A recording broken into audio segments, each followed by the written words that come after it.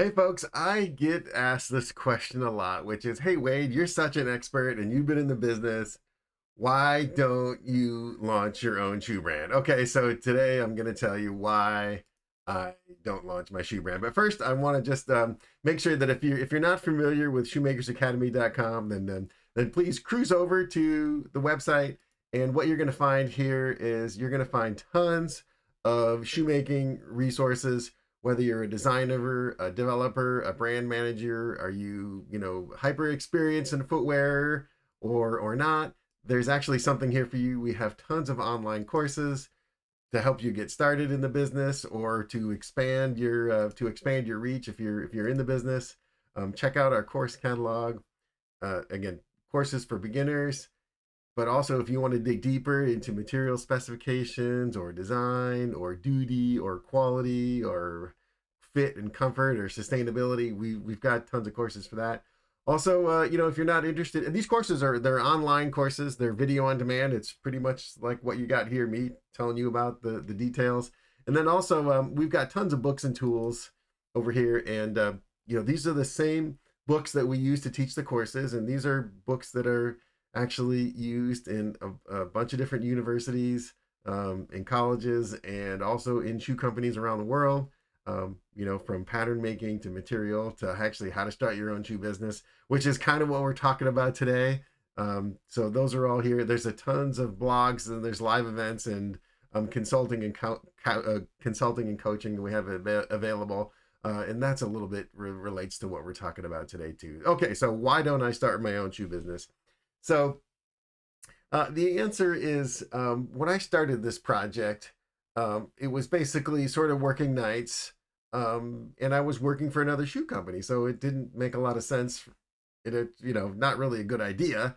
Not exactly illegal, but that's kind of a conflict of interest for me to start a shoe company while I'm working for another shoe company. So, and then a little bit of that is, hey man, I'm working, 9 to 5, plus plus plus, working on shoes. The last thing I want to do at night is work on shoes. And well, that's in fact what I did actually when we started to create these books and courses. It was sort of an after hours project, but hey, I had a passion for it, and the kids are asleep and the dishes are clean, so let's write a shoe book. Why not? The other part of it is, and then, um, if you haven't noticed, part of it's probably have a little bit to do with sort of attention deficit disorder, right? I really want to focus on one thing all the time, to start my own brand, but more or less. But I got involved in so many other sort of different projects a little outside of shoemaking, and I was lucky enough. I don't say lucky enough, but during the '08 financial crisis, I found myself, out of a job, and I did a little industry switch, and I got into water sports. But the category I was in, there still is boots and bindings that you need, right?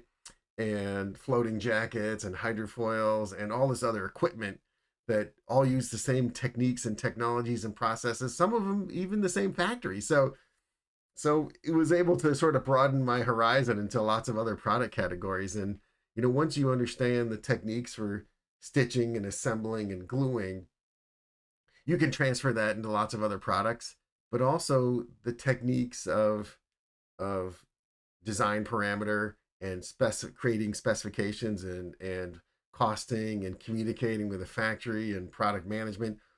Those things don't care whether you're making shoes or you're making life jackets or you're making inflatable seat cushions or whatever it is you're making.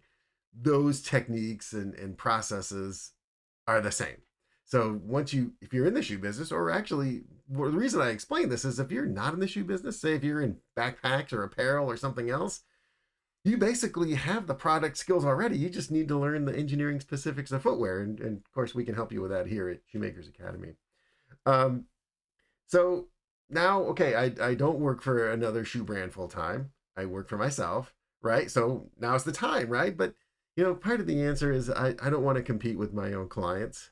I want to help them with their footwear projects. And if I have my own footwear project, then that becomes beyond a full time job, which is not to say you shouldn't start a brand. In fact, I work with people every day, and we have a course. Actually, let me cruise over here. We have a course that is about starting your footwear brand. And uh, I enjoy teaching that course and working with people. Here's our shoe business startup course.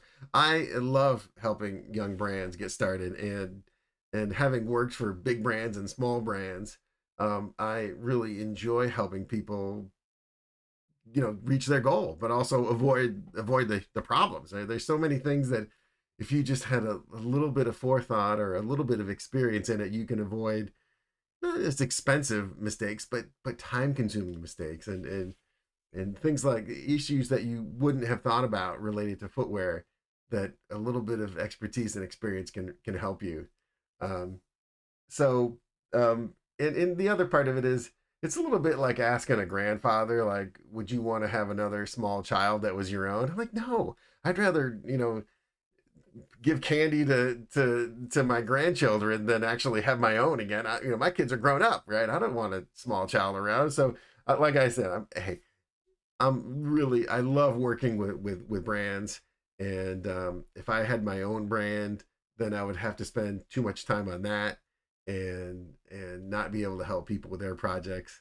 And I do enjoy working with new brands, helping people get their idea started, and yeah, hey, maybe someday, but the challenge of education, and working with other folks, and not having my own brand, it really gives me a chance to work on lots of different projects simultaneously, which I find fascinating and interesting. Because I do projects that are inside footwear, but also outside of footwear, and it just gives me the freedom to do lots of different things. Now that said, if you have a passion for a project, and you have a great idea that's unique and interesting, and you're interested in it, then I would say absolutely start your own shoe brand or whatever kind of project you want to do. I say do it. But for me in this case, and I guess I could say, because I work with so many brands in all different stages of development from startup through to production, that I've got literally, 9 brands that I have, that I work with. So I don't feel like I'm missing out on the brand creation part, because I help brands with it every single day. So yeah, don't take that I don't have my own brand as anything why you shouldn't do it yourself. You absolutely should, if you've got the right idea, and of course we can help you with that. So that's it, folks. Hey, like I said, if you're new to me, the Shoe Dog, and the Shoemakers Academy, there's tons of other videos here on YouTube. Hey, we got our subscriber count above 2,000. I'm really excited. I'm happy to make it 2004 or 2007. So go ahead and click subscribe, and there's more content coming. And please cruise over to the website, whether you're a designer, a developer, or a brand manager. There's a lot of great material here. Tons of it's free.